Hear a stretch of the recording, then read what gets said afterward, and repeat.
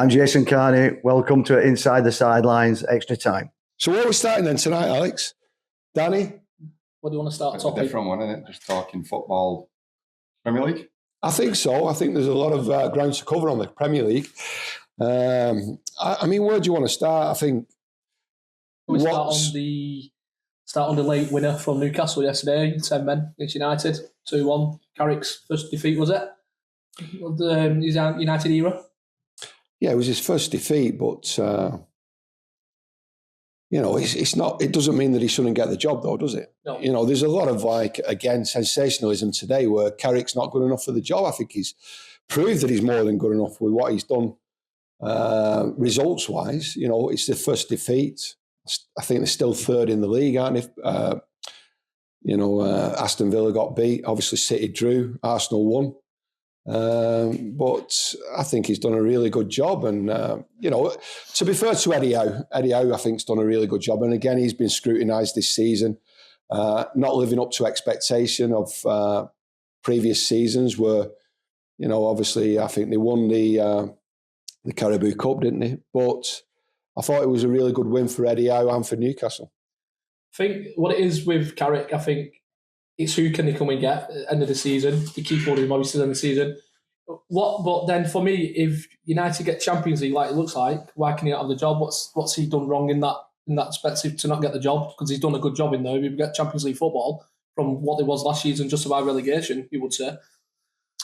Yeah, I think it's hard. And they were talking about it today with respect to, just giving the job. Now he's done that good a job.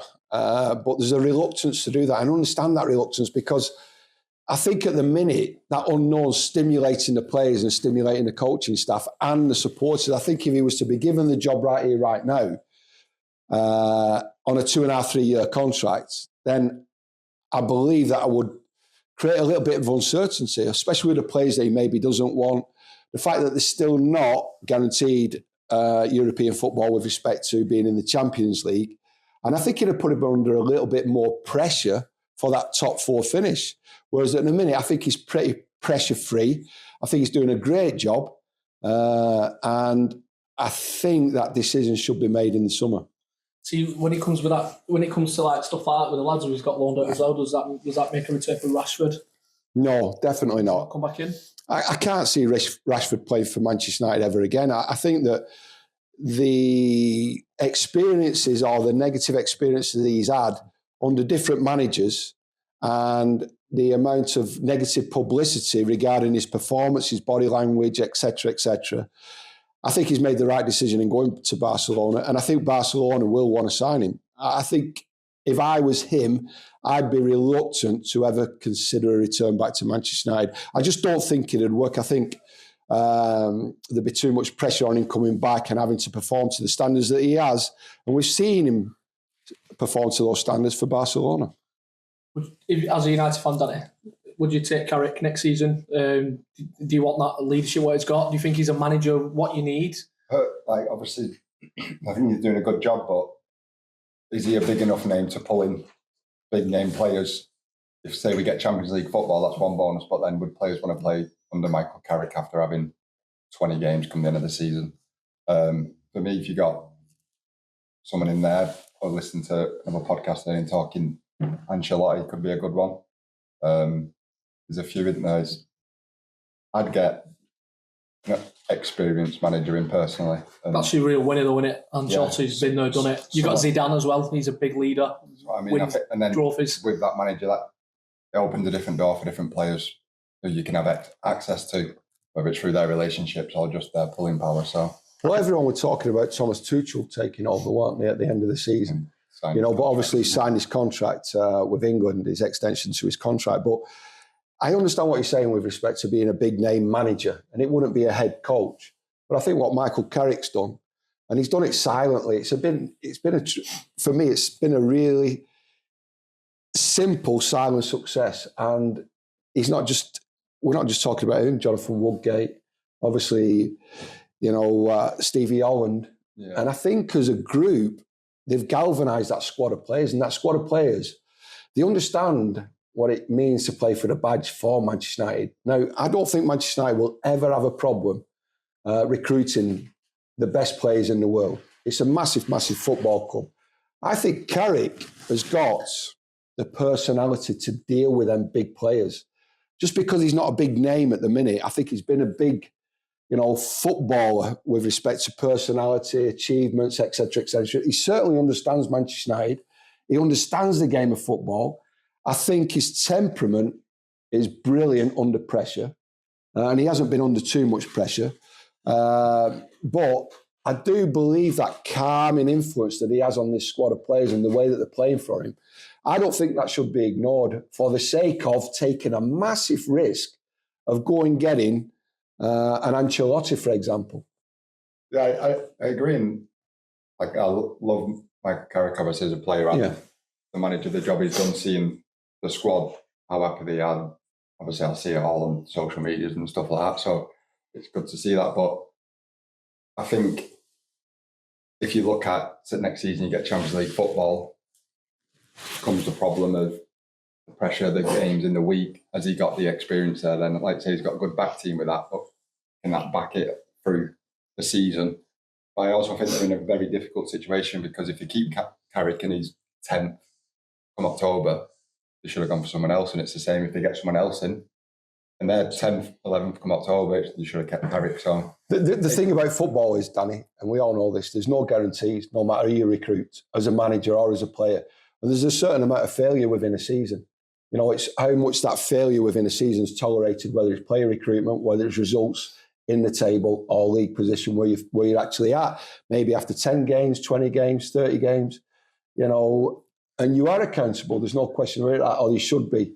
But we can't look into the future, can we, suggest that Ancelotti will be a better fit for Manchester United than Michael Carrick is. Now, if Michael Carrick gets Manchester United to third place finish this season, he deserves the opportunity to recruit during the summer, make them better, and then be judged. And I would always advocate a manager being given at least a full season and maybe 2 windows as an opportunity to see whether they can, translate their plan into success, sustainable success. And far too managers are given very, very little time. When you consider, what happened at West Brom last week, I think the head coach that they recruited, he was given 8 games. Yeah. And you can't achieve anything or convince anybody that you're going to be a leader of success over an 8-game period. It's just not, for me, acceptable. And that's, the world of management. We get it. We understand it as coaches. But that isn't fair in any shape, way or form. I think, though, if they keep Carrick, though, I think it could be like an Ole Gunnar Solskjaer kind of what happened at United. But if I was part of the board at United, I'd be looking at what managers can we get? And you'd be looking, what's Pochettino doing? He's not in the Premier League. He's out doing international football. Would that not be a good to grab? Well, yeah, but going back to what Keith said then, if Carrick finishes third, gets Champions League football, he rightly does deserve the chance to go ahead, have a window, do the season. And then obviously it could turn into the moment. Obviously he has brought the club back together and stuff. So I think that's the only thing holding him back, what happened with Ollie. Yeah, so Ollie was a yes man. You could see he was a yes man. Carrick, I don't know, you don't really know much about Carrick on that background. But we can't judge Carrick on what happened to Ole Gunnar Solskjaer. No, I was thinking more of the board. I understand what you're saying. Hero player. Can he do what he did? 100%. But that shouldn't, in any shape, way, or form, shape the decisions of Manchester United's board of directors recruitment team on Michael Carrick, because there was a perception that Ole Gunnar Solskjaer failed. I don't think Ole Gunnar Solskjaer failed. It was 2012-13, the last time Manchester United won the Premier League. That was under Sir Alex Ferguson, his last season in charge. Now, there's been numerous managers, David Moyes, Mourinho, et cetera, and they give it to Ole Gunnar Solskjaer, and I don't think Ole Gunnar Solskjaer was a failure. I think he managed the club through a difficult period and got relative success, but it's like anything. How do you manage that success? How do you quantify success? At Manchester United, it's about winning titles, it's about winning European Cups, for example. And that's the pressure on, I suppose, recruiting a head coach. And that's where you're talking about, like, your world famous, been there, seen it, done it managers. What about the dance with Liverpool? What do you think's going to happen there? Do you reckon he'll leave at the end of the season because they've not won the league this year, or get rid of him in? There is a lot of pressure on Arne Slot and Liverpool. You know, the way in which they won the title, but it was a smooth transition. The squad of players that Jurgen Klopp left for him to take over and just change it slightly with a group of players. And what you've got to consider as well, and not often do you see this or talk about it, is those players like your Virgil van Dijk and Salah, for example, big name players who were coming to the end of the contracts and who were looking to extend the time at the football club or leave. Now, I think those two in particular, their best performances were in that title-winning Premier League season. And they did enough to get the support from Liverpool fans for Liverpool to extend their deals. And what's changed for me within the dynamics of that changing rooms is there is different levels now of pay structure. There's the elite now, whereas I think under Jurgen Klopp, virtually everyone within that squad were paid similar wages. But now there's a big difference. And I don't know how much that's played into, what's been achieved or not achieved this season from a Liverpool perspective. But they have gone on to big, big super wages, if you like. And I think personally, if we're talking about Manchester United, for example, we all know Ryan Giggs. He would sign a year after a year after a year when he got into his 30s. He never signed a 3 or 4 year deal, for example. He'd sign a year's extension because he was still playing, still fit, still capable. I think it's very dangerous when you're giving over 30-year-olds, for example, 3 and 4 year deals on massive, massive mega money. You've got to, as a player, you've got to retain your hunger, your desire to win things. And maybe I think there's been a bit of a disruption within that changing rooms because of the wage structure. Now it has changed. You can just tell with salaries as well now. He's not as like he was a year or two ago, like you said, on the clock. But that could be actually an issue where he's kind of spat his dummy out and he's cracked on with it, obviously as professional as he is, but he's not the player he was last 2 years, is he? The hardest thing you have to do as a manager, and it's really difficult, and he's finding it hard, is managing one of the all-time greats out of a football club. And it's a nightmare, for Arne Slot. You've got Salah, Mo Salah, for example. He's been an unbelievable player in the Premier League and for Liverpool. He's adored everywhere worldwide. But Arne Slot has to manage him out of the football club. And he's going to be proven guilty of having to do that. And it's a difficult job for him to do because he's not at his best. He's probably just off being at his best now. And he's on and again, with due respect, I think he's on the decline. And he probably should have been allowed to leave in the summer. But I think, again, if he'd left in the summer, Arne Slot would have got it both barrels. The football club would have got it both barrels. And they've made that easy decision to extend, Mo Salah's contract in the summer. Just on Liverpool, just going to give a quick shout out to Earl Webbs for sending over the hat. Air Max 95s, any clothes you need, get in contact. The socials will be below. Nice one. Well, what do we really think about the Premier League now? I mean, obviously, Rudo's come out in during the course of the week and said, after the weekend's fixtures, I think he said he will no longer watch Premier League football. And I think that sort of noise has been gathering traction for quite a while now. On the inception of the Premier League in 1991-92, everybody was really excited. There was a lot of spontaneous football being played, a lot of superstars who, played as wingers did, and, strikers who'd invade space, and we had the Shearers, etc., etc. There's a perception that the Premier League is getting very mundane, very predictable, emotionless, a lack of personalities. And I just wonder whether we're all jumping on the same bandwagon. Do we agree that there's a perception of it being brilliant league? In reality, is it as entertaining as it should be? For me, and I was saying this last night watching the United game, it's too soft now. With the red card last night, for example, some of the fouls, the players get touched now, they're going down. For me personally, it's ruined it compared to what I grew up watching. even playing myself, like the difference in physicality is gone. But I think that's a massive part of going back to his statement. It's boring just because constantly stop, start, can't tackle anyone. I think there's a real fear, Danny, I really do, from referees, because what we get now is under every contact, it's scrutinised. And what we get in every phase of play, so there'll be a phase of play, there'll be a shot from the edge of the box, it'll hit one of the opposing defenders in the stomach, it'll be recycled out wide to the attacking team, and all of a sudden the defender who's just taken the ball in the stomach stays down. The referee stops the game. And I think he's only really stopping the game out of a bit of fear that that player might be genuinely really injured. You know, and as a consequence, the game keeps stopping. And apparently today it's been said that, you know, the ball is now actually in play at the least amount of time that the Premier League's ever existed. I can imagine that. You know, and I think a lot of that, and some of it is tactics. When we see players when they're getting hit by the ball from a free kick, for example, and you know, like we were talking earlier on, weren't we? You know, 70s child. Yeah. You know, I mean, we say the same myself, and we used to get hit, you know, with them balls, and it was a question of like, well, if you go down, you're showing a sign of weakness, like, and we used to stay up through, you know, every challenge. I do believe that the game is now getting a little bit cynical.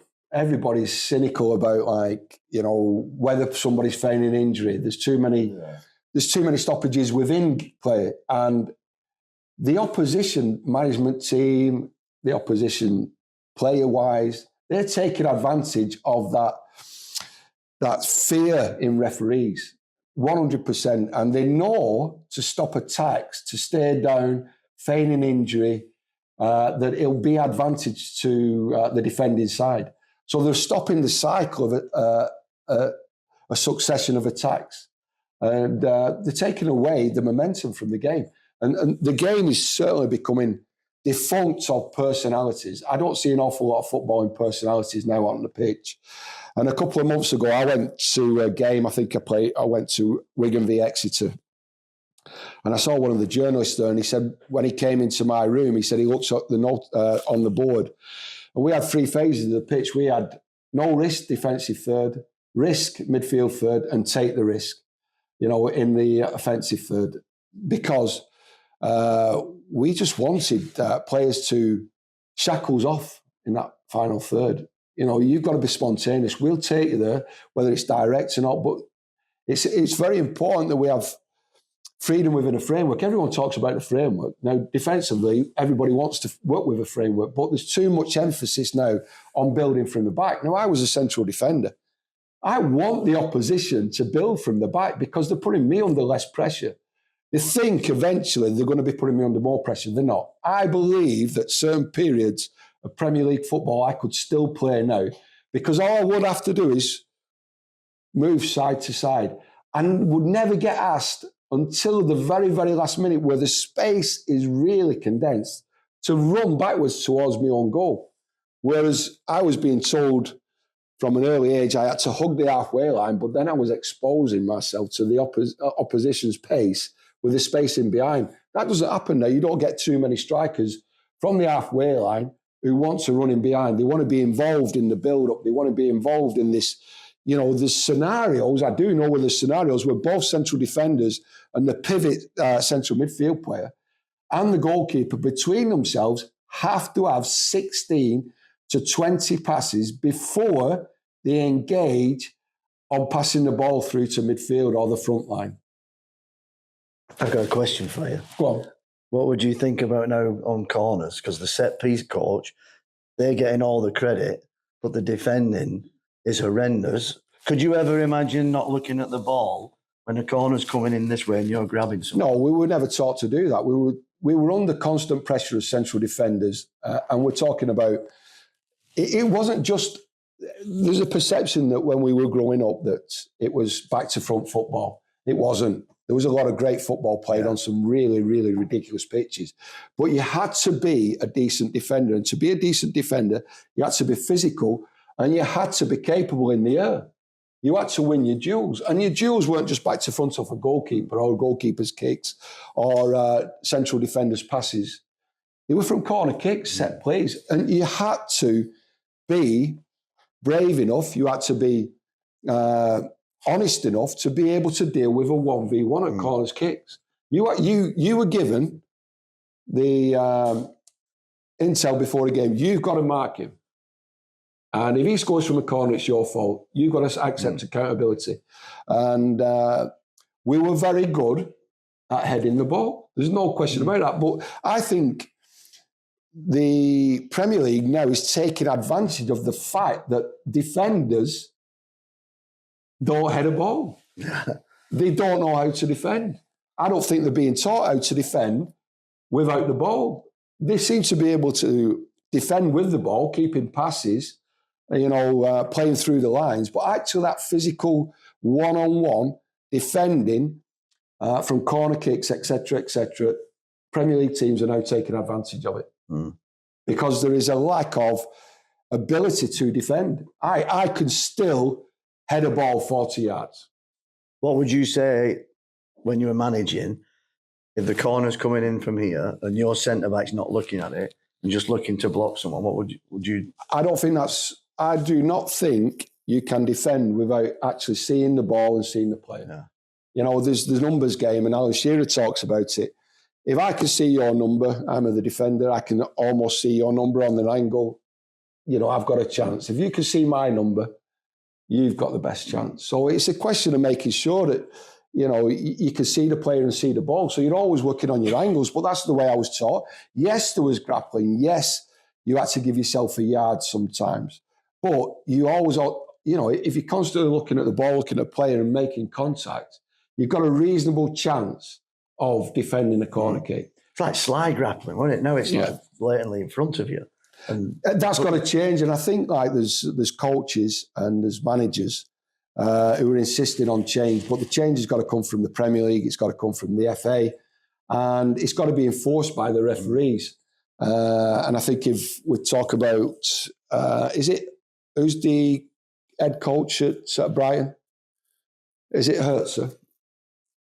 Yeah, Fabian Hertzer. Yeah. At Brighton. I mean, he made a relative point last night, and I know he's only young, but I mean, he's got to back his conviction, because he said there's only one team trying to play football last night, and they were playing Arsenal, and there's this perception that Arsenal will probably be the most boring team to win the Premier League because the set plays. First and foremost, that's a skill in itself, the set plays that they're scoring from. Brilliant, superb. They're very good defensively. Defensive set plays, absolutely superb. They've got really good players, but they're coming up with a way that the opposition should be able to deal with to avoid Arsenal winning the games. And nobody's doing that at the minute. That's why they're winning games. That's why potentially they will win the Premier League. So it shouldn't be rubbished in the way that Brighton have. But the Brighton manager last night said that there was only one team trying to play football. And he mentioned Arsenal's goalkeeper, Raya. 3 times, I think he went down injured, and there were stoppages in play. Now, that's got to change, because, again, we're talking about ball in play. We're talking about this being... It's got to be entertaining. We've got to remember as well that ticket prices, Premier League ticket prices, and ticket prices throughout football are going up and up and up and up and up. But do you think players care about it being entertaining for the fans, or do you think they just want to go out? I don't think it's down to the players, me. I think there's too much emphasis on structure. Now, there's always got to be structure, and I think coaches now, and there's been a massive influence and a swing in the way that the game's played, and I don't want to blame Pep for it, but he's been a big influence. But it's what you take out of how Pep's changed the game that should be significant. I always used, when I was coming into management and coaching, when Pep was at Barcelona, and there was 2 methods that I always used, and it was the regain. So everyone talks about this regaining within 7 seconds of you losing the ball, right? So we used to measure it at 7 seconds stopwatch, right? Every time we lose the ball, first regain, 7 seconds. But the influence on that 7 seconds regaining the ball was the next 5 passes. So we wanted to retain, after we got the regain, the passes. For me, the pass count was 4 and 5 passes. If we managed them 4 or 5 passes off a regain, whether they were forward passes or passes to play on the opposite side of the pitch, we would generally control the outcome of the game. But I wasn't obsessed with the 5, 6, 7, 800 passes in League One and League Two. I was obsessed with the regains and the 5 passes after the regain. So was that like the recycled and stuff? The recycle start again, recycle start again. I didn't believe and I hated a regain and the first pass or the second pass, the ball being given away. So we wanted at least 5 passes, positive passes. I hated my 2 central defenders when I looked at the data after the game. You know, and I'd look at the 2 central defenders, they'd have like 80 passes each. And I'd then, right, who've they passed it to? Each other and the goalkeeper. So that was negative football for me. That was passing for passing's sake. Now, you've got to pass with penetration. And that's where we wanted that regain, because we were a pressing side. We wanted the passes to be 5 simultaneously. We cut out the other side and attack. Yeah, see what it is like losing possession in there. It's either you go and press quick, win it back, or do you quickly regroup and set, and then win the ball back, and then you just recycle and play, can't you? But it's like if you're going to go and press in there, then you kind of not all set. You just go all over it, gaff, and just a quick counter in it, really. Yeah. So yeah, you can either do what you said. You have a quick press, win the ball back, get your pass, or just recycle and just come back in and just play. Everyone behind the ball, don't you? Yeah, but if you go back, I think football's become too predictable. There's too much of a build. There's less emphasis on unpredictability, and the emotion of the game has been taken away from the supporters. It's become corporate. Let's be right now. You know, the game itself's become corporate. It's almost being taken away from, you know, the kids, from the working class people. You know, in an ideal world, I think a lot of Premier League football clubs and elite football clubs, they can survive without gate receipts because they're run by corporate companies, aren't they? Sponsorships, etc., etc. I think the gate receipts are just a drop in the ocean. So I think the emotion of the game certainly got. I remember watching one of the Manchester derbies at Old Trafford. I think it was Wes Brown. Wes Brown, as a right back, came across the line and he tackled a Man City player. I forget who it was. He used to love that tackle. He tackled the player, and it was an unbelievable tackle. And he lifted the player. The ball went into the stand, and everybody in Old Trafford got off the feet because it just set everybody's emotion. It set the tempo. That tackle, and I forget who it was against, but I remember it like it was yesterday. But everybody emotionally got involved in that game. Elevated set the tone. Yeah. The Man City player got up and thought, this is a derby, game on.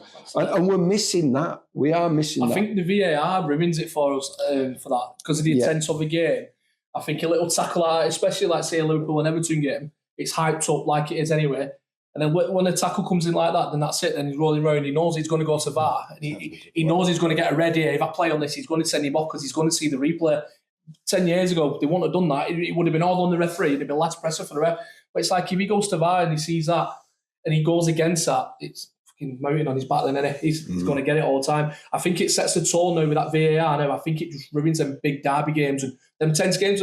Like, especially with the teams at the bottom when they're going for the relegation battles. Them games at the bottom is ruined by VAR because of the stupid decisions, what they're going up from the headset and he's watching it again. He shouldn't be able to watch that thing again because no one else can. So I don't get why they can, because it kills the game off massively. And people don't want to see. Cause a great example is when they've scored a goal, on say on a corner or there's a foul, it kills that emotion of the players celebrating and the fans. So it's like, oh, we've just scored, and you kick off again. So I think VAR is a massive thing in football now. What ruins what we used to have in football. I think that's what's killing the game massively. And all the money spent on it, I think it should be scrapped in Premier League because it stops what we love watching. The Premier League is the biggest league in the world. And that's what you watch, especially on a Sunday. You've got 4 games on. You don't want to watch VAR, Brighton against Southampton or something, and something like stupid ruins the game for you. You know what I mean? Yeah. You don't want to watch the next game then because that's just been ruined because of that. Yeah, I don't mind the offsides. Yeah, that's different. But the Burnley handball, yeah, and then the Arsenal, was it Rice who handballed it? Yeah. And you're like, that's where it gets frustrating, where everyone can see that Well, there's race. no consistency No. to it, is there? No. You know, with the referees who are actually in the stadium and the referees who are in the VAR room, like you know, there seems to be at times like a difference of opinion instead of like this is the way it should be. Yeah, and the refs are under so much pressure, aren't they? Because you've got sometimes they're doing it there, and then sometimes the championship. That's what causes it, though. Yeah, they'll go down and referee in League Two, and now when it's offside, they've got to put the flag up because there's no VAR. So that poor ref has been reffing a game with VAR and where they can let it go, and now they're understanding now where there's no VAR, and now they've got to put it up. So I mean, I feel sorry for referees. I mean, I think in that sense, that's just you got a job and you work one day, you have to do a job another day. That's not that much. Yeah, you've not got 40,000 screaming behind you, have you? It's on TV. Well, it's just. I'm just glad they don't have it in League 1 and 2. I think it'll just kill it off, football. I just think it's kind of dropping down at the minute, and it just needs picking back up. Like stuff like that just needs to vanish and try to do a season without VAR and see how it works. Let's see how many more fans will come and watch it. Because some fans will watch it because of stuff like that. Well, they'll just stay in the pub and watch it. They won't go to the ground. They'll see what's on Sky anyway. Like, stupid decisions like that, it kind of puts fans off because you're waiting. Especially like with the extended time as well. So how long they're taking to do that? It's added on so many games like for a Saturday night or on a Tuesday night. You got 12 minutes stoppage time, and I think it just kills it off. It's massive. Yeah, that. I don't know what you think of this, but when we were younger, I always said it didn't matter if a referee had played or not. But now, with when the diving started coming in, then you're like, well, it probably would have helped if the referee had played. But I think back in the day, it didn't really bother as much. But the diving thing has bothered me for decades. I think because I don't know what a foul is now and what isn't a foul. I've done a bit of work recently with a cohort of ex-players. I think 12 ex-players, and they're being fast-tracked from football player to referee. And I went down to Loughborough University and I spent a day with them. And we did some built scenarios into the day. And it was really interesting because the ex-players they understand the game, right? They do. They understand the game. They understand it. They read it. They know the players as well as knowing the game itself. But they're being asked as ex-players to almost forget about all the knowledge of the game and enforce the rules. That's the difference, you see. So what you've got is, and I agree with you, and I think it'd be brilliant, mate, if you could still use a little bit of common sense, your game knowledge as an ex-player going into a referee, you're still really fit, 35, 36, you've got 10 years potentially as a referee, but they're basically asking all those players who want to become referees almost, and again, to forget about the footballing career and then almost transition into an official who interprets the laws of the game. I'd love to watch you ref a game. Instead of using the experience. But again, and at times it was frustrating me because a couple of months later I went down to Loughborough and I had a full day with active current referees. Wow. I came out of that room nearly crying, honestly, because it was so difficult for me because I was like speaking to an audience that didn't understand me and I didn't understand them at all. I couldn't have met a group of people who were so different to me. And I thought I was talking a different language. I was talking football. They were talking referee. Right. So the gap between referees and football players, it's huge and it's going to get bigger. Yeah. And I thought they'd try and embrace bringing it together, but I didn't get that off them. But with the ex-players, the cohort of 12 who were transitioning to referees, I think if I went back in 2 years' time, I would think they'd be unrecognisable. I would end up probably thinking that they'd never played the game because it seems to me that they were trying the best to make sure that we'll use this as a pilot to almost take all the football knowledge away from them and give them as much of our refereeing knowledge as possible. Where I thought the aim of the game was to transitionalise these ex-players into being ex-players who know the game, who'll be respected, who'll be able to interpret what players are thinking, what they're doing. But I didn't really get that. No, which was a shame, really. So do you know like the refereeing like down here and like the VAR? Did you have that kind of stuff over in America? Is it as they have VAR in MLS. Is it as like it is in the Premier League though? I mean, there's one where there was a penalty shootout. He sent the keeper off in the penalty shootout and then forgot who he'd sent off. Someone else went in and the penalty shootout must have took 25 minutes because they didn't know what they were doing. It was hilarious. But, you know, I respect all referees. I just enjoy watching the football. The MLS is not a good watch. It's not good on the eye. It's pretty painful to watch. But it's, you know, they're all souping it up now because of the World Cup. And then once the World Cup's gone, it'll just all die back down again. And what team are you involved in? Don't know. I coach at FC Portland. That's a big team down there. The Timbers. Phil Neville's the manager of the Timbers. Is his lad play there? I don't think. I think he was at Miami with him. Yeah. I think he is on the reserve team. I think. I know he was last year. Was Sean McCauley manager of them? Yeah, he's now at Indy 11. Yeah, he was good. Sean, like. Yeah, he was the assistant when they won the MLS. Championship. He was the assistant to, what was he called? Caleb Porter. He's brilliant. He's a great. Sean's now with the WSL Championship, which is like, there's not a relegation and promotion, but he's doing Indy 11. He's been there a couple of years, I think. Right. That were the sort of league, what they're in, that's where like LA Galaxies and stuff? That's where Timbers are in. Right, yeah. Okay. It's because you have like an East and a West division, and it's all playoffs. I think it's top 10 or top 12 qualify for playoffs. So you got to be pretty bad to not get in the playoffs. Listen, sorry to disturb you there, but if we can, talking about the playoffs, it's just been revealed this week that the championship are now going to extend the playoffs down to 8th place. So the top 2 of the championship get automatic promoted. Then one of the next 6 will get promoted from the Championship up into the Premier League. For me, I think that dilutes success. MLS is 20. Yeah, I think you just said it's rubbish. I think that what the EFL, the Football League, have done with respect to making this decision, I think they've diluted success. They'll say that they're giving more teams an opportunity to be successful. You know, back in the day and still in the Olympics, it's first, second and third, isn't it? Yeah. I'm sure it is, isn't it? I think so, yeah. In the Olympics, it's still like bronze, silver, gold, isn't it? Yeah. Yeah. Well, in football, we seem to be now, trying to probably down to copper now, aren't we? With respect to awarding.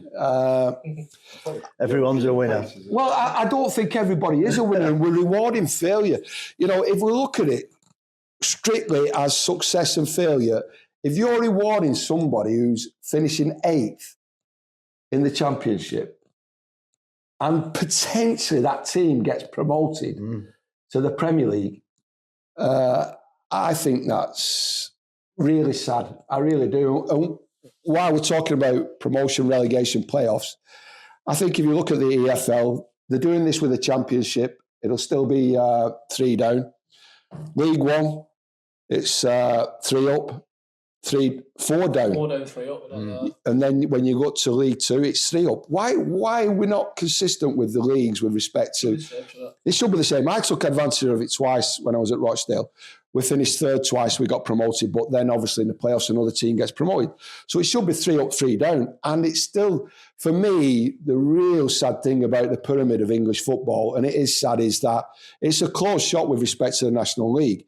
You look like this season, you look at York and Rochdale, an old team of mine, they're fighting it out.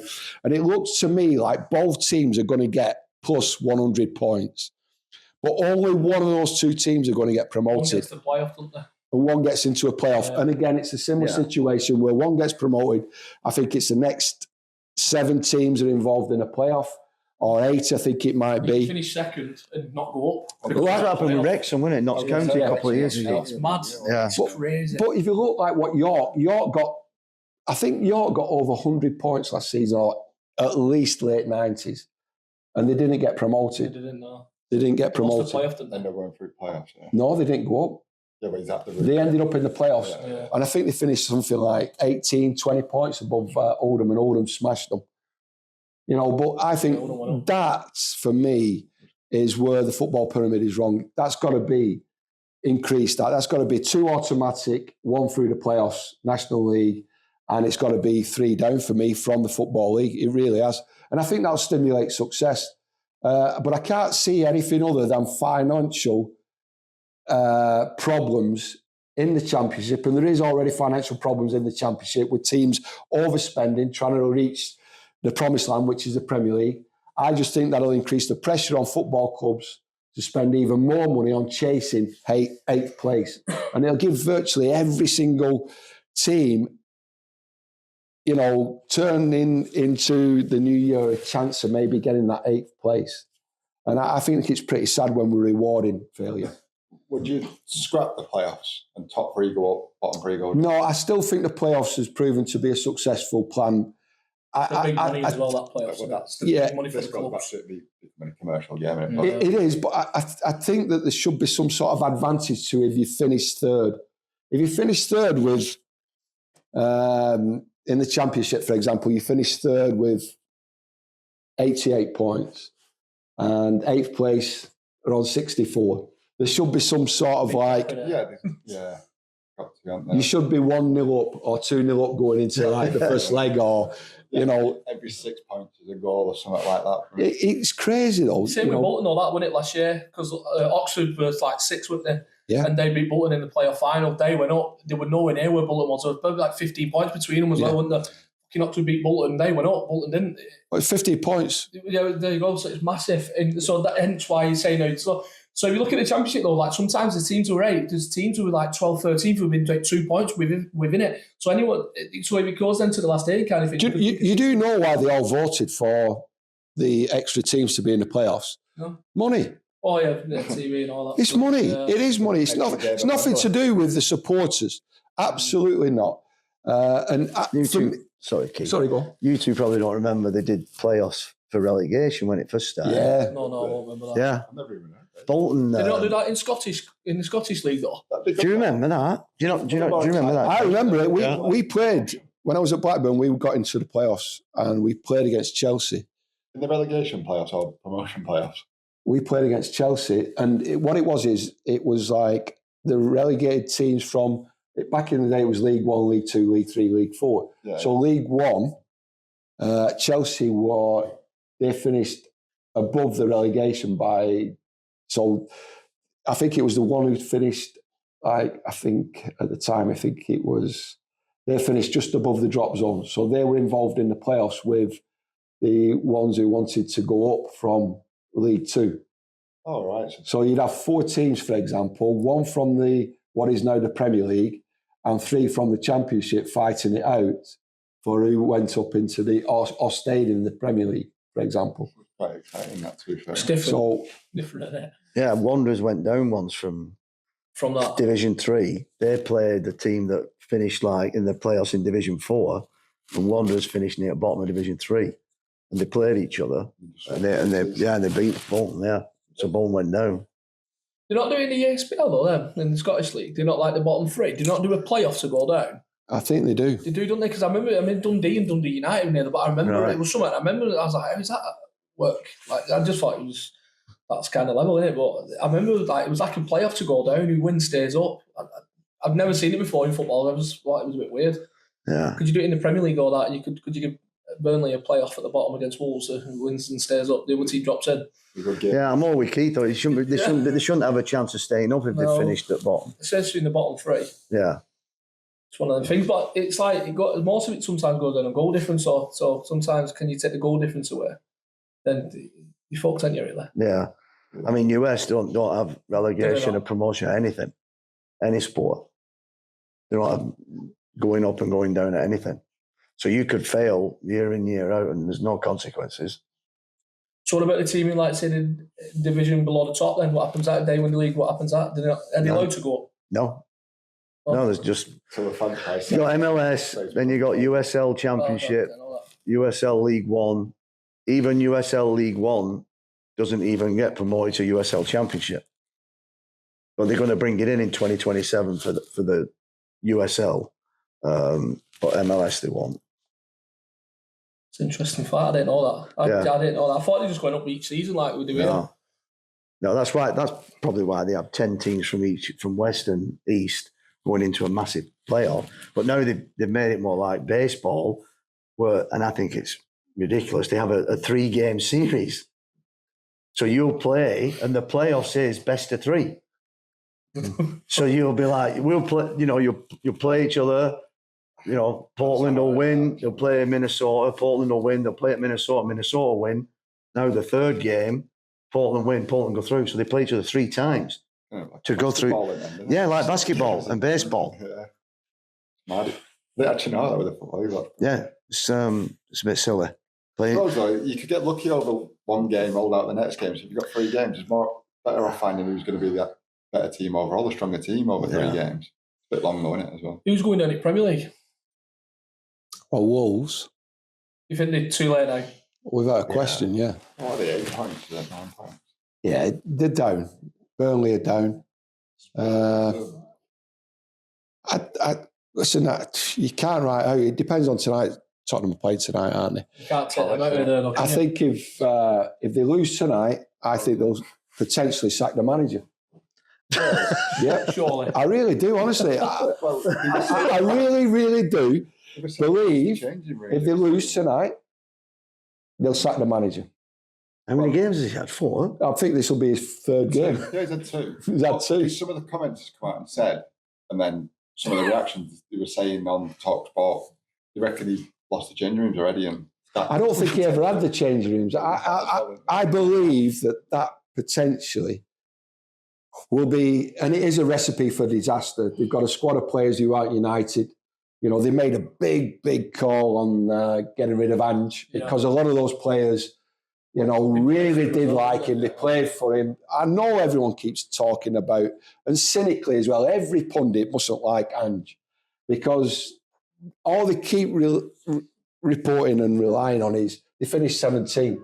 They finished 17th in the Premier League. There was a time during that season, last season, where Ange and that squad of players decided we are just going to go for this trophy. He kind of said that. He did say it. He went on the overlap as well. He did say it. I've never really listened to him. I'd listened to him on the overlap, and he's so clever. And they were never going to get relegated. The supporters had to take the kidney blow, which was the punch of finishing 17th in the Premier League. But they won the first major trophy since, when were it? 20 odd years, wasn't it? 20 odd years, I think. And they won it. And that's what he was asked to do. And he delivered. And because he delivered, he got sacked. And I think that was the first part of this cycle of, bad move after bad move after bad move. San Marino week before was it the League Cup final? Yeah. That was I know it's going back, but that was just... Listen, if I'm trying to read between the lines and I'm not 100% certain, I think that sort of situation develops because there was potentially, I'm looking at managers' contracts in my mind thinking, if he had won a major trophy, maybe he would have had to extend his deal or something like that. I'm looking at it and thinking, you cannot possibly sack Mourinho of the same week that you're going to play in a final. Then it would have been, 18, 19 It must have been something contractual. It must have been something contractual. Mad showing it. And listen, you could argue that Ange's sat in Australia or wherever he's sat at this moment in time laughing at the Tottenham situation because I'm sure on his way out he would have been telling them, you don't realise what problems you've got at this football club. And one of the problems is for me, looking at it from the outside, is the players have far too much power in collaboration with the club owners and the club director of football, etc., to the point where a manager is almost done on his own alone and has no support or the type of support that he needs. I was watching his warm-up, what he did with the defenders last game, and it showed it on Sky Sports, and I think Jamie Redknapp was taking a piss out of it, saying, like, what kind of structure is this for a game? And they do like what your teams, like your amateur league teams will do in the warm-up before a game, like on a Saturday afternoon. They're doing that, and he was just saying, like, there's nothing there. Amron did that. It could just be something they're doing over in Europe type thing, and that's slowly creeping in. I mean, you don't want to see it, but practicing corners, aren't you, in the warm-up and doing that sort of He just said it don't make sense, didn't it? It doesn't make sense to him. Seeing it, innit? Like I say, I think there's got to be a harmony for the players in what they're doing in a warm-up, what they're doing before a game, what they're doing, not particularly. They've got to feel comfortable, right? These are big time international Premier League players who don't want to be treated like kids. And I think there might be a little bit of an ego embarrassment situation in doing that type of thing in a warm-up. I don't think it's necessary. I don't think you have to remind players too much going into a game of the responsibilities or the position that you play. I would feel quite insulted as a player if I was going through skills and drills like that before a game. I really would do. I'd think to myself, I just want to concentrate on getting my focus ready for this game, the opposition I'm playing against. I want to warm up with the group and then have my time on my own to, focusing on the small detail that I need to do. And there's far too many. They should hand out an award for the best warm-up, Premier League warm-up, because, as a manager, I came across quite a few managers. I can't remember who it was who said the same thing. He said, you should really get an award for the best warm-up of the year or the season. He said, it's a warm-up, not a wear-out. He said, there's a lot of action going on in a warm-up when all you're trying to do is focus on the eventual game. And there's far too much information before a game from a manager, from the coaches, all trying to prove the worth. And it's unnecessary. Players quite often need to be and want to be left alone. Back when we were playing, I had one player in particular who I remember, he just used to read the Racing Post. That was him, till 5 to 3. 5 to 3, he'd read the Racing Post. It's 5 to 3, I better get ready now, put my shin pads on, and that'd be his warm-up. And everybody has different idiosyncrasies about what they're going to do. But I do believe that hour before the start of a game, the players, you can't give them too much information, and you shouldn't really be going out onto the pitch doing tactical work. I don't think so anyway. I personally don't think so. I'm not a great believer in it. I'm a great believer in leaving the players to that piece and giving them, you see, for me, the preparation is during the week. Yeah. Make sure you go through everything you need to go through so that game day is theirs. They own it. Let them prep their own selves. Focus, and they all have their own pre-match routine. But yeah. I heard something on someone's podcast, I can't think who it was, but they said Michael Owen used to sit in the changing rooms before a game reading newspaper on horses. On horses, weren't focusing on the game, it was just on newspaper out, sat in corner reading about horses, like who's racing today and stuff like that. And then he used to go and score quite a lot of goals and left into it. But now, like, seeing it's in a little warm up. Do you know what? When you was managing anyway, what did you not do? Set little warm ups out with your defenders? What did you just got them involved with everybody else then? I tried it, but honestly, I used to get the fuck off tablet off some of the players. Gaffer, we're not doing this, please. All right, no worries. Sometimes you get busy, you get over. You sort of confuse yourself sometimes because you think like you're this great coach, and you've got to constantly be reminding players of what they need to do. I remember players saying to me, and I said it to David Perkins about a young player, and I nearly said to this young player, who were brilliant, by the way, absolutely incredible, and David Perkins, senior player, and I nearly said to this player, when Perks gets this ball, you've got to be in here. And Perks says, listen, Gaffer, you don't need to tell him where he needs to be on the pitch. He knows instinctively. So, and I thought to myself, you know what, and I had many a conversation with Joe Thompson, whose birthday it was today. He would have been 37 today. God rest his soul. I remember having a lot of conversations when he was very ill about a coach thinking that he's reinvented the game and just leave it to the players. The players, they know what needs to be done on a match day. They're ready for it. It's their time during the week. During the course of the week, you can go through a multi-million, scenarios. But on game day, they want that time to focus in on the game, focusing on the opposition. We've given them all the information. It's about like making it as simple as you possibly can on a match day. And then accountability will come, obviously, during the performance and the results after the game. And then you've got to bear the consequences of either winning, losing or drawing to the media. And that's where it's getting really, really hard on head coaches, stroke managers now, because they're being put under so much scrutiny. And that's why the smallest detail, they're scared of not passing it on to the players, just in case they miss something that might consequence the end result. You know some of these Premier League managers now, I know they obviously coach on the side. What like these top managers now, what do you reckon they do now? So will they coach a whole 90 minutes of a game, or do they just let it go itself and kind of just pick up the errors and trial and errors on the defensive side as a manager? They'll do as like the Premier League top managers like your Peps and that. Yeah, they'll all be different. They'll all do different things. Obviously, you got But some of them will let them play. Any of the there, little nibbles will pick up and let them just keep playing. Well, Arteta's out there. He'll be directing that. Pep will sit down for a few minutes at a time and back up in it. So obviously, in them moments, I know like the assistant might step up in that, but. So like when you was a manager, like just say your team was attacking, for example, say you're like Fonda on the ball, or you're playing tackle football. What did you just let them play, and then you kind of picked up the air the defending side? You go through cycles as a manager, like, and I went through very simple procedures with my best teams where we just went with the non-negotiables. We went with the basic tactics. This is what we're doing in possession, out of possession. Very simple. 4 or 5 key points on in possession, out of possession. Go and play.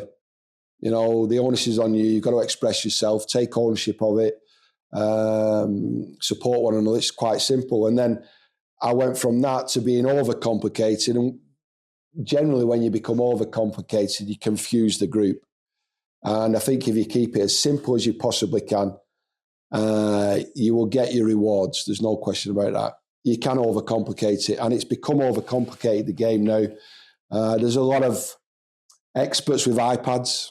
They're definitely coming into the game, and there's a lot of experts. And again, I've got to be careful what I say because, I played the game of football, so I believe I understand it. And I was getting to a point where I was getting very angry with people who hadn't played the game, telling me what I should be doing and shouldn't be doing, could do, can't do.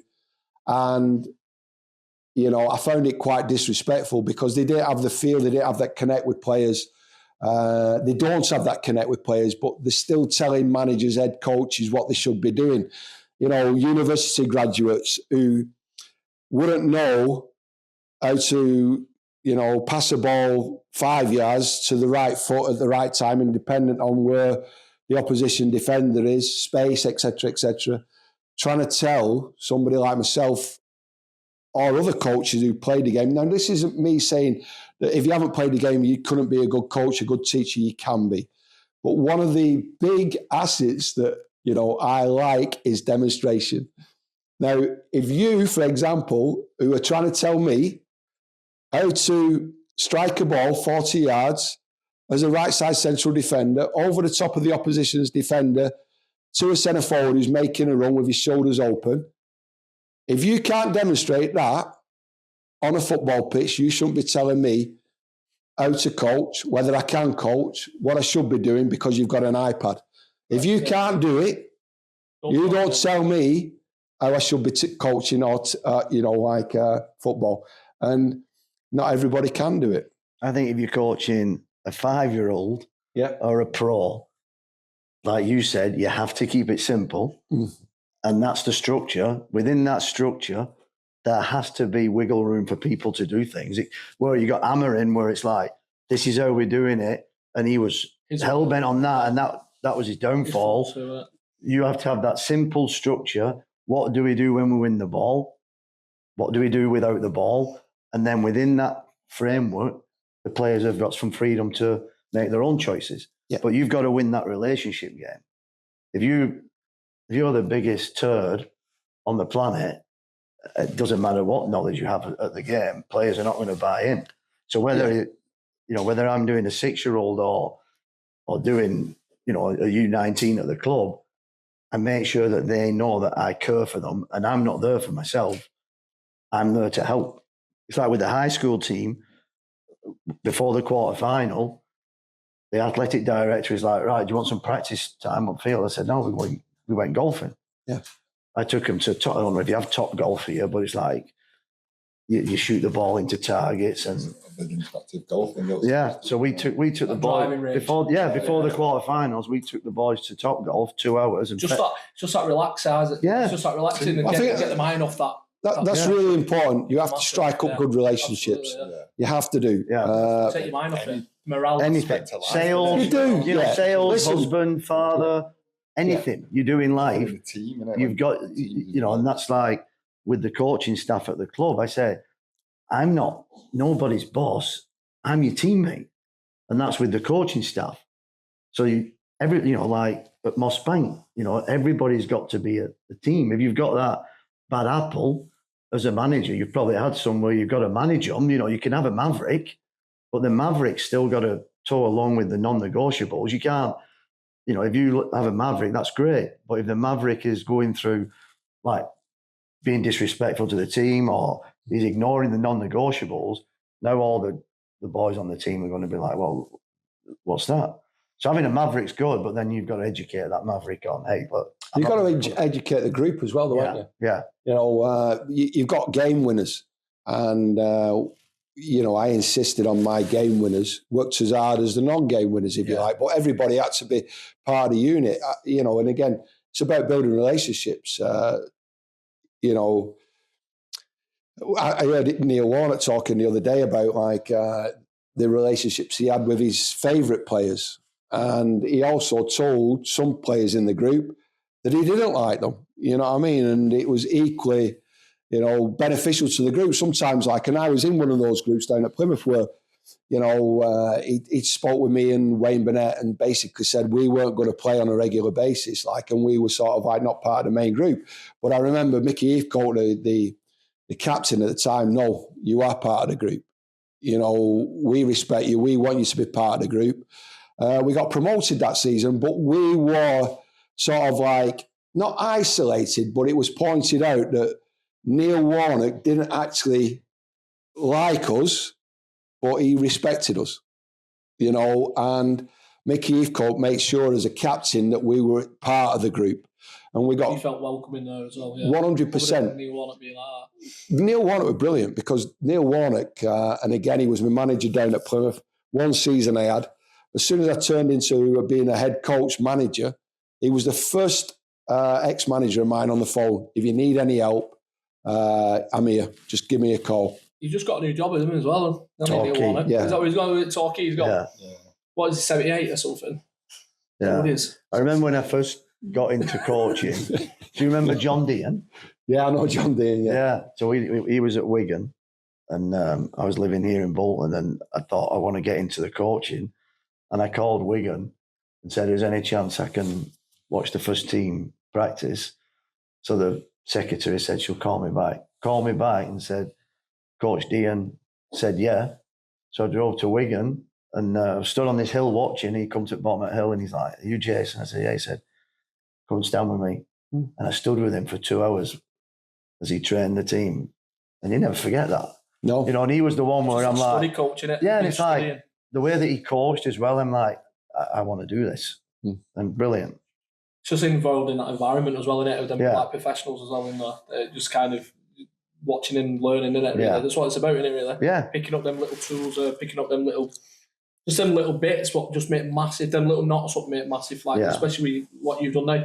So when you're in America, so you're going back tomorrow. Yeah. Did you say? So this book here, what's this book about? What you got here? So this one, the title came from being on my license. Like Keith said, that your licenses now are all about who's good in the classroom, who's good on the PowerPoint, who can say big words. And it's kind of like, that's not who I am. I'm more of a simple person. So when I'm sat in a classroom, this is like 2017, and I'm on my A license, and all these people are doing these presentations, and you're like, oh, can't wait to see this guy on the field. And then they get on the field and no personality. So then they can't get over all the complicated stuff that they put on that PowerPoint, because I'm sure if I don't get it, I mean, I'm not the smartest, but if I don't get it, there's no way that the 16-year-old player in the US is going to get it. So then that's where the title of the book come in. Great on paper, shit on grass, where it was like, it's kind of. Listen, I think it's relevant. I really do. Honestly, I was giggling early on when I saw it, and I thought, wow, that is absolutely superb. But the amount of people that I've met in the game that should resonate with, it's ridiculous. No, but it's like you. What? You got any names? No, I don't want to be sued. But the proof is out there in front of you. That's the beautiful thing about coaching, about how you treat people. The proof's out there in front of you. And that's why I never had any problems going on my license. It's like, well, this is who I am. I've got absolutely no problem standing up in a classroom if I failed and telling, hey, I messed that up. Got no problem with that whatsoever. The other one, that's just... What's that one called? So that's called Build a Dam. I live in a town called Beaverton, and I kind of took a bet with one of my mates who said that my coaching style wouldn't work in high school because it's full of egos, and everyone wants an Instagram post. And so I went 3 years ago at this high school. They hadn't won a state championship for 40 years, and I just went in there and just said, hey, here are the non-negotiables. Yeah. This is who we are. This is how we behave, and we do the right thing. And when we lose, we sit down and we talk about it. And why did we lose? What were the reasons? How can we fix it? Sometimes we've played well and we're unlucky, but the easiest thing in the world is to complain when things go wrong. And it's like, well, I believe that's someone's true character comes out when the shit hits the fan.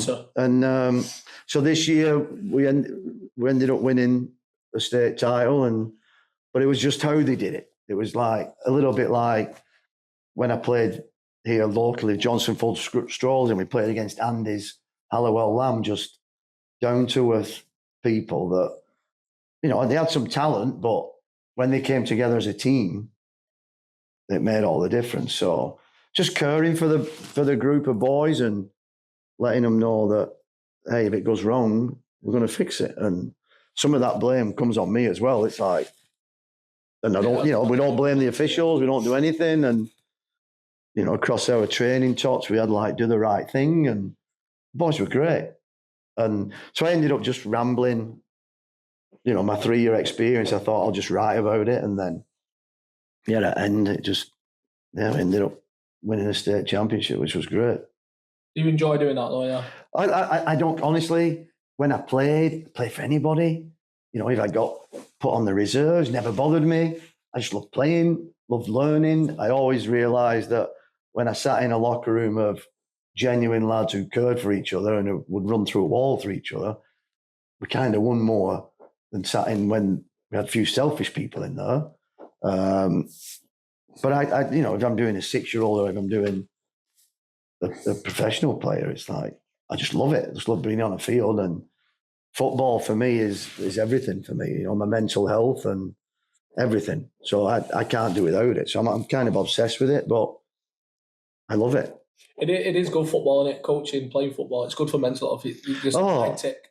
Yeah. I mean, it just keeps you going, doesn't it? Yeah. I struggle. I don't think nothing else. Football, and it's that zone of football what kind of just makes everything feel a lot better, doesn't it? Yeah, because moving away from Bolton was hard for me. I'm kind of like a homebody. I love Bolton. I love the people. I love the authenticity of everybody seems to be real, and it was difficult for me when I moved. But when I started running the club, that kind of helped me a lot. And I just want to give back to the kids of what football did for me. It's hard in America because they don't play because they love it. It's like 70% of kids in America quit playing any sport by the time they're 14, which is an outrageous statistic. And that statistic's been around for 20 years. But it's because parents are so involved in it, and everybody thinks they're going to become a professional. I coached a lad who was at Chorley, Harry Scarborough. He went to America for a year, I think he did. He played for one of the unis, but they played in one of the leagues. He really enjoyed it, but it's completely different to like playing at this level, or say for national league level. Yeah. He said it's different, just like life is next level. It's like you kind of study, don't you, but you play football all the time. He said the coaches are completely different. The culture's massive. He said you're playing like in front of 500 fans, that kind of thing, but it's down at uni grounds and stuff like that. But he said he enjoyed it, but completely different to over here.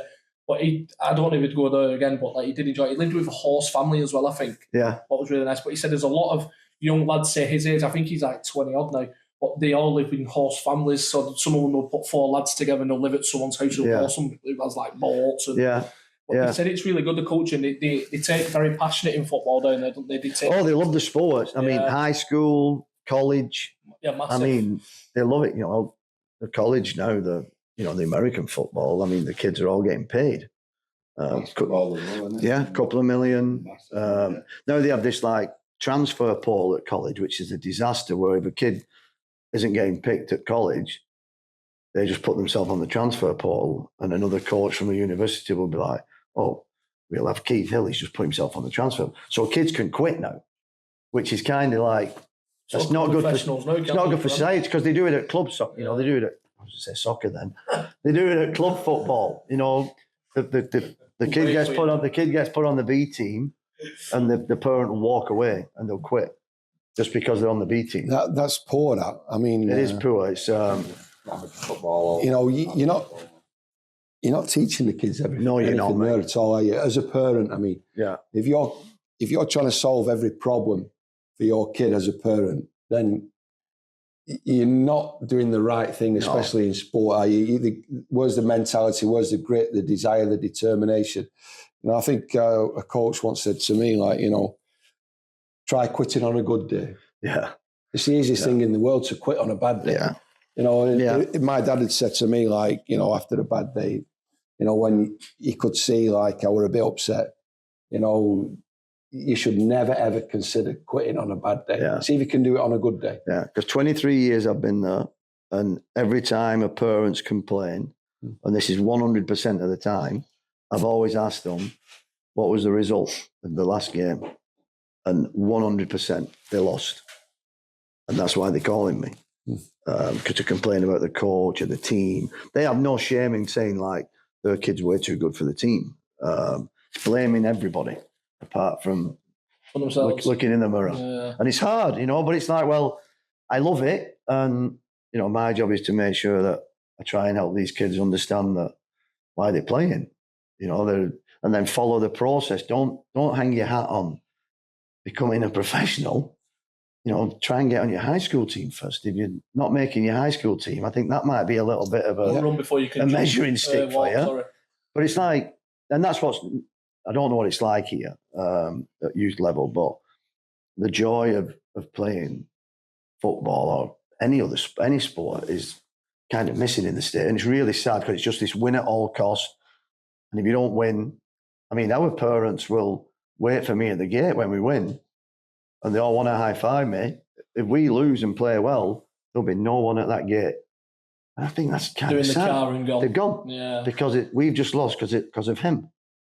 And it is sad, and it is a lonely, it is lonely at times where you're like, well, I've talked. If we win 8-0 or lose 8-0, I'm still going to chat to you. It doesn't bother me. But yeah, it's. Some people take it to heart, don't they? Yeah, it is. They don't blame themselves. They won't blame the kids. It's emotional, and you're the issue. It's your problem. Yeah. You get that though now. You'll get that here though. Right. Like you lose 3-4-0 on a Saturday afternoon, and especially if you're young, your manager's problem that you've done that wrong. Yeah. It's never the kid's fault. Yeah. You just give 2 back passes and they've scored twice. Yeah. It's not your kid's fault, is it? We do try and like that. We do try and have some clarity and structure and be consistent with it, and then usually the background noise is not as much, whereas all the players receive our development plan. It's not, it's kind of simple. It's not, it's not like a dictatorship. The coaches receive theirs, the parents receive theirs. Hey, here's how we behave here. So we do try and make it like as clear as possible. This is what we're about. If this is not for you, then go and play somewhere else. When we do our player evals, the players got to do their evaluation first, and send it back to us and say, hey, this is where I think I'm at. And then when they do it, the coach sends it back to them and fills it out. And then they sit down and have a one-on-one. But the player, if they don't do it, they don't get one. And they've got to trigger the one-on-one with the coach as well. They've got to say, hey, thanks for your eval. When can we have a one-on-one and sit and talk about it? So you kind of instill that accountability. So when a parent complains and says, coach hasn't told my child anything, and then I'll call the coach and say, hey, they're complaining. Did they do an eval? And he's like, no. Or she'll be like, no, they didn't do one. So then I'll call the parent back and say, well, you didn't do your evaluation. Oh, I forgot. Well, sorry. Got a chance to sit down with the coach and find out. But I always say to the coaches, your practice session should be explaining what you want. And then on game day, you let the kids play. You know, I've many a time where a kid will look over at a bench and say, hey, shall I do this? And I'll say, I'm not telling you. You figure it out. Do you know, for me, like when you go, like yourselves have gone for your badges and stuff. For my example, I listened to that Mac who played at Dorking, and they're on about like, you'll need your UEFA B, UEFA A license, pro license to manage a team, coach a team. For me, as you obviously you're both UEFA A's and etc. But do you think you need a coaching badge at that level just to say that I can coach football? For example, I've not got UEFA A. But then does that look like you can't coach football because you've not got that A license or B license? No, it doesn't. Absolutely not. You need a license to I coach. fired A license coaches. Yeah. Do you really need a coaching badge to say I can coach football? For example, like everyone with HA, fantastic that.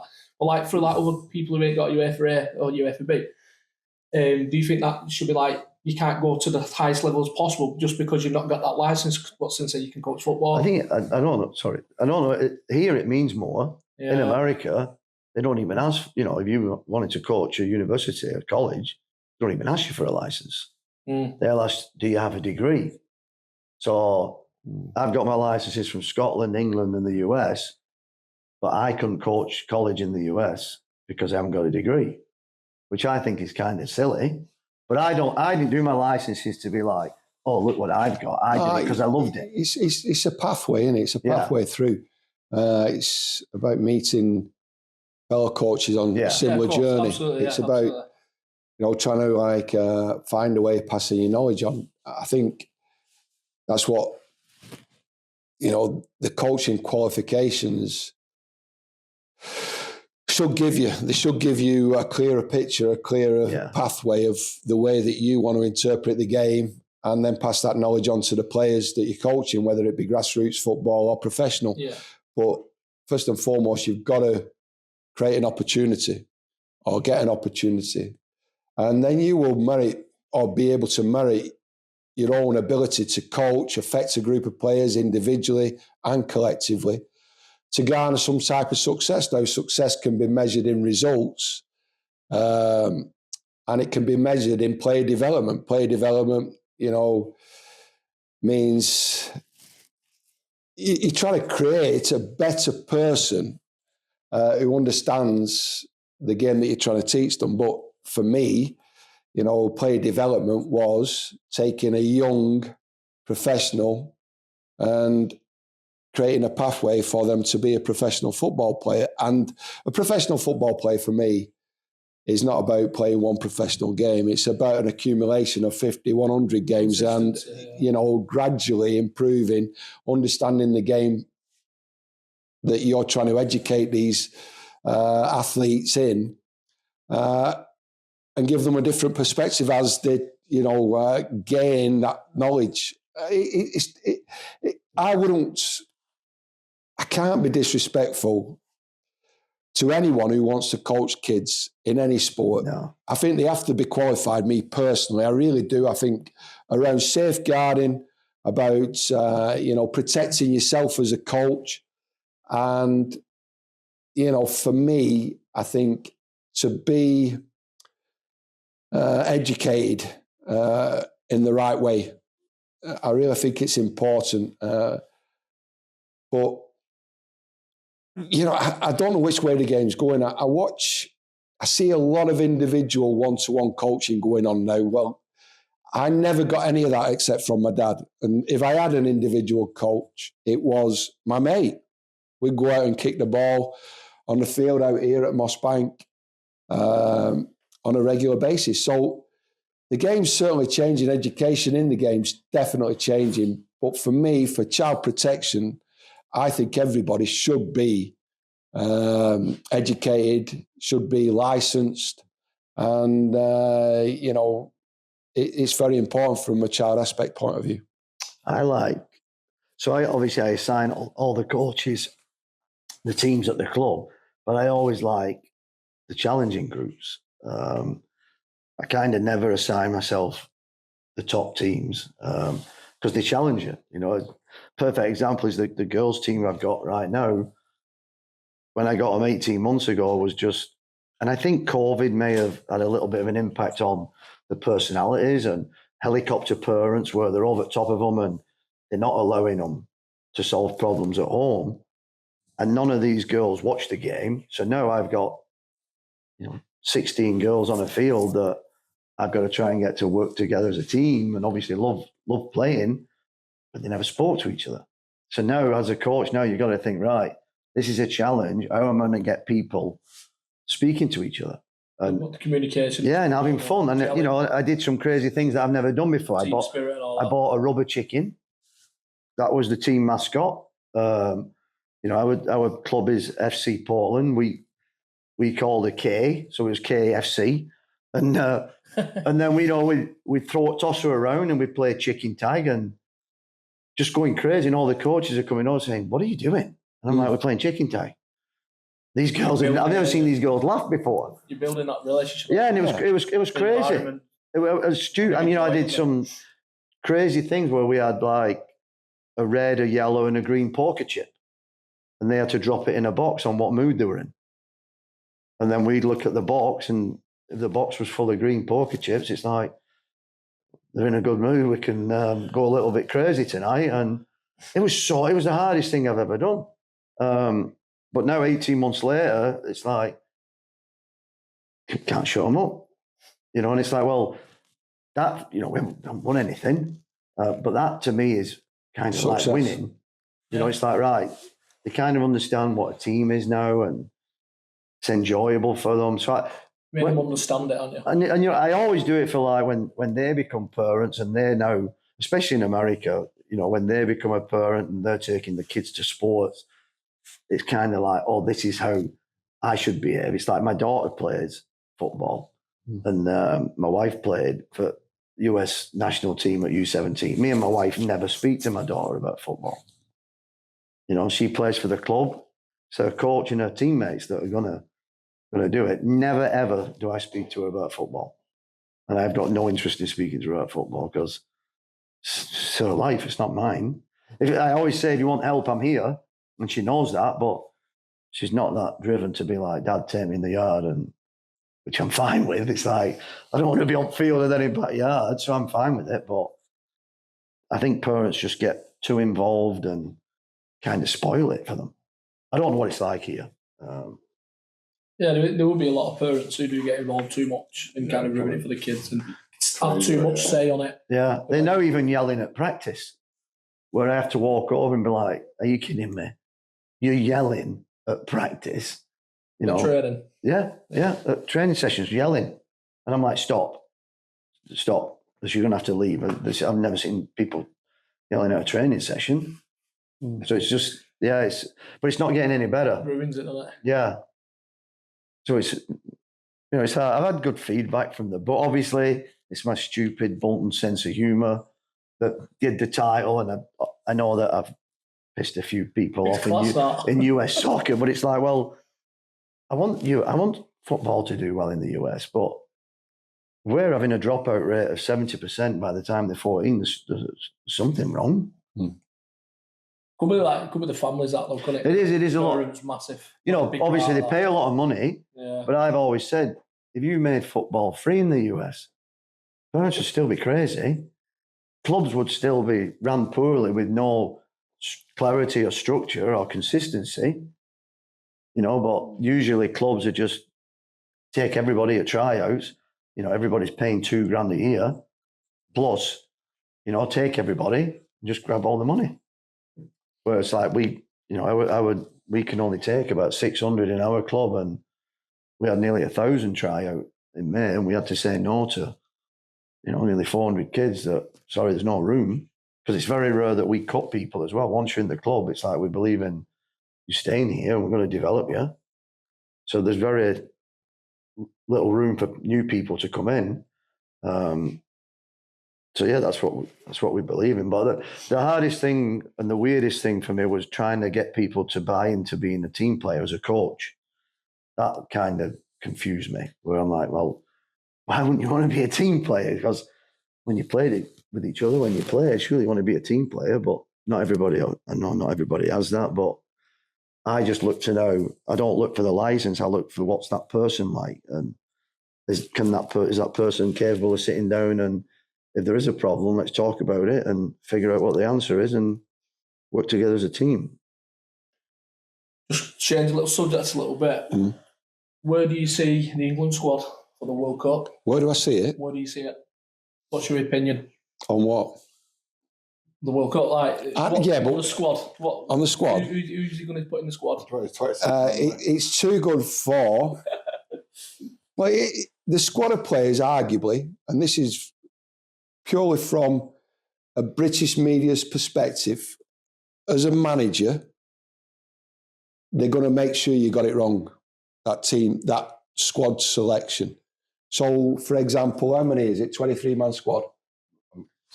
You have a few reserves. 23, yeah, but 23-man squad, right? There's going to be players left out. There's going to be players left out. There's going to be 5 players who will loan or who will get left out. For example, like Phil Foden doesn't go, he gets left out. Now, there'll be more emphasis on the players that are left out than the players who are actually represented. And that will be a media frenzy around how can Thomas Tuchel leave these players out. So already they're putting the manager and England under pressure because of the players that will be left out of the squad. Now, as a manager, you have to be strong in your decision-making, and I'm sure Thomas Tuchel will be. I think it would have been better for me personally as an England supporter if he hadn't signed his contract. And waited. See where he ended at the end of it. Because I think going into this World Cup, I think there was like a freedom to Thomas Tuchel and the way that he was thinking, the way that he was picking squads. I know he left Bellingham out of one of the squads, didn't he? He said this is an all-inclusive, we want the right attitude towards team, etc., etc. And he wasn't just referring to Bellingham. I think Bellingham was injured at the time. But, there's players who will get left out and there'll be more, like I said, noise surrounding the players who get left out than the actual squad of players themselves. I believe that we've got a squad capable of, getting again to the quarterfinal, semi-final, maybe final. I don't think we'll win it.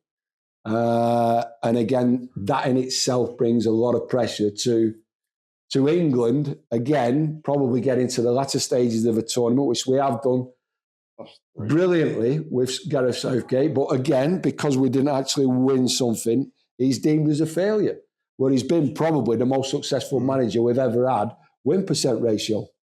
3-1 Palace. So I think they'll be good. But again, I like the likes of...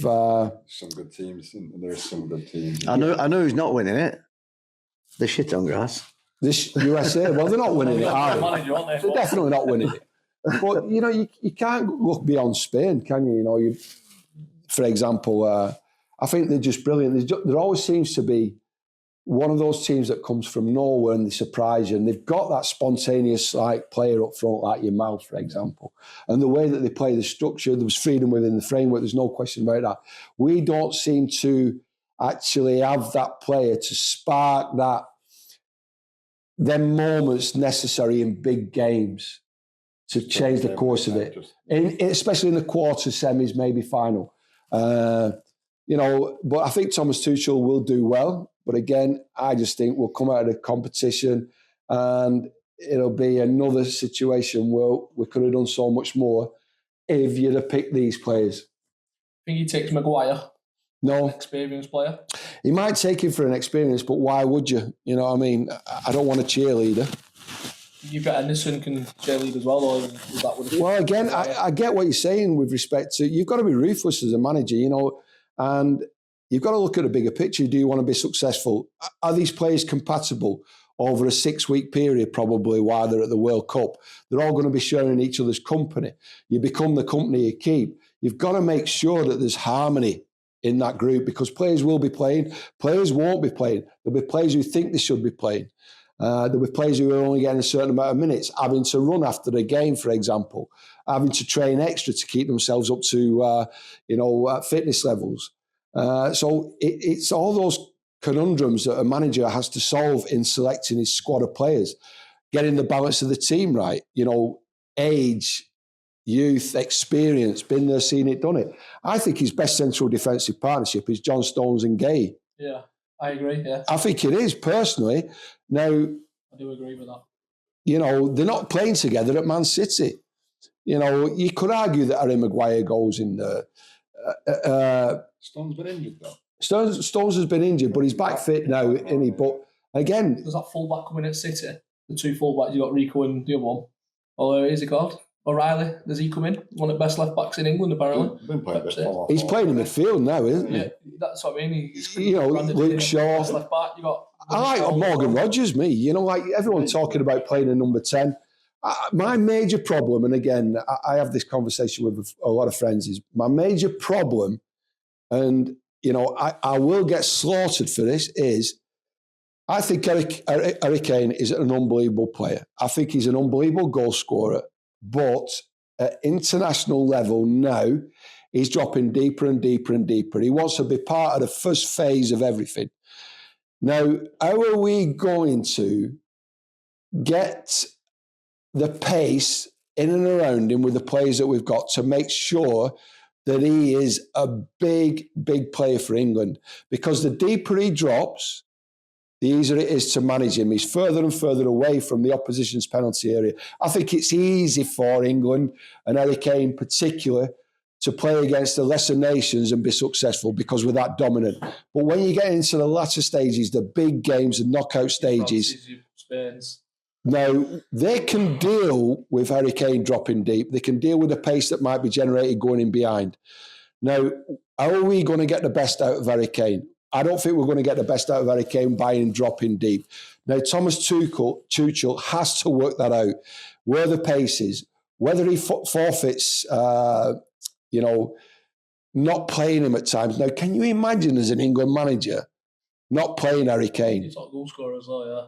Can you imagine it? But it's like we talked earlier on about transitionally having to play Mo Salah out to the football club. Now, transitionally, Thomas Tuchel, I don't know how many years he signed, he is going to have to play Harry Kane out of the England setup. And it for me, it's already evolving, that transition. It should have been. I've noticed in major competitions that he hasn't quite been the goal scorer in important games, necessary games. And he is a brilliant, brilliant player. His vision, his passing, you've got to play pace all over him. Now, when England are dominating possession, they're brilliant against any opposition.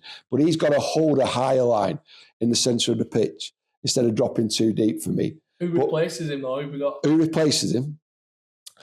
Maybe we don't play with one. Tony, you got Watkin on you? The false 9. I think, for me, I think if somebody's going to give you half of the pitch to invade, say, we might end up playing against Brazil, we might end up playing against France. I think if somebody's going to come on to you, Spain, for example, who are really going to come on you to dominate the ball, and they're giving you half of the pitch to invade, you have to have pace. You have to do Anthony Gordon, for example. I think he was brilliant and can play as a false 9. Arguably, Ollie Watkins has got the pace to still be able to do it. I don't think Ivan Toney's got that pace, but he's got the power and he's got the presence as a target man, number 9, who can stay higher up the pitch where you can get players to get close to him. Listen, I think Harry Kane's a brilliant, brilliant player, but he hasn't got that pace that's going to be necessary for England to be successful against teams who are going to dominate the game more possession-wise, etc., etc. And we'll end up getting deeper and deeper and deeper, put under pressure.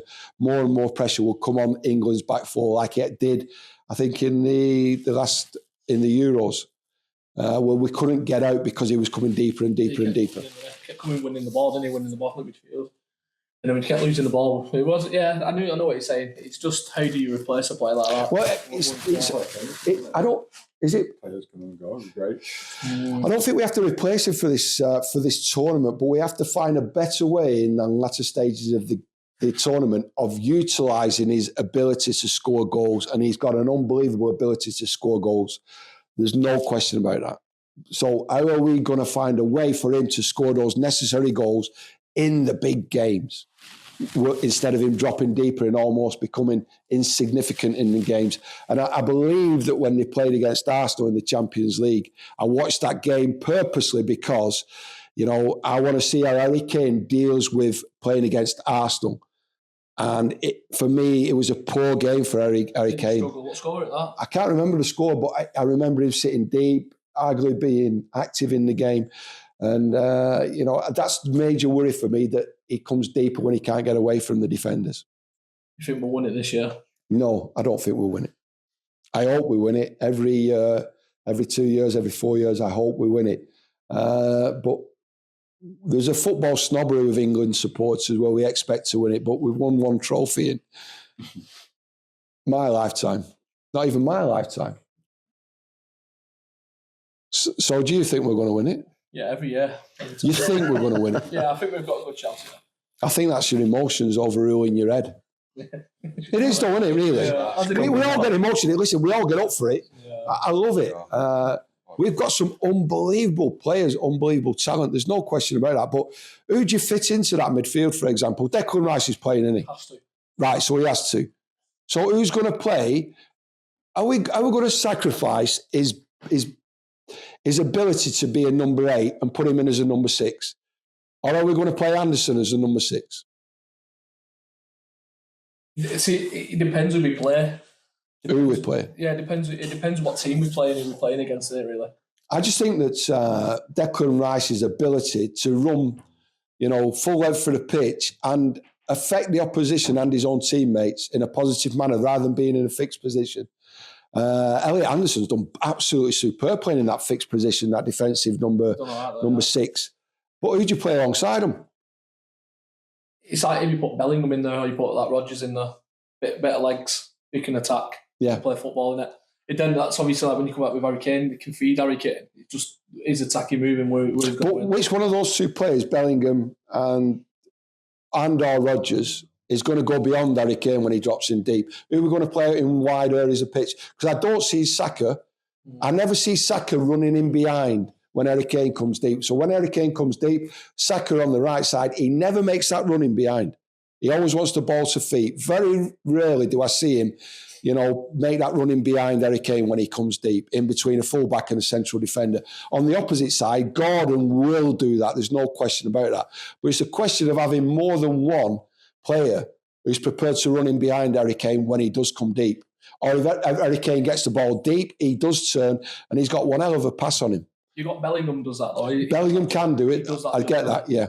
He does do it. He's one of them who actually does go forward. He kind of plays as that 10, doesn't he? Yeah. That little playmaker, he kind of plays a pretty role for England, Bellingham. But he's got to also accept the responsibility of being a midfield player, because what you don't want is if you play with Bellingham and he almost says, I am a number 10 who has to run through the lines when Harry Kane drops deep, or in between a fullback and a centre half. They don't want to be outnumbered in midfield against a better sides in midfield, 3-2. So it's okay having Declan Rice and who's the other one, Elliot Anderson. It's no good having them two against the Spanish midfield players. They destroy us. Yeah. And Bellingham's almost saying, I'm number 10. He's got to be another midfield player, especially when we are out of possession. He has to be. Yes. Is that it, lads? Are we wrapping up or what? We're 20 past 9 here. It's bedtime again. I don't got my watch. You got your phone though, haven't you? It's in my pocket. Well done, pal. No worries. Yeah, I think so, yeah. 20 past 9. I might get a bottle of milk before I go to bed tonight. You're going to say a pint then, aren't you? Pint. A pint. Pint, yeah. Pint of milk.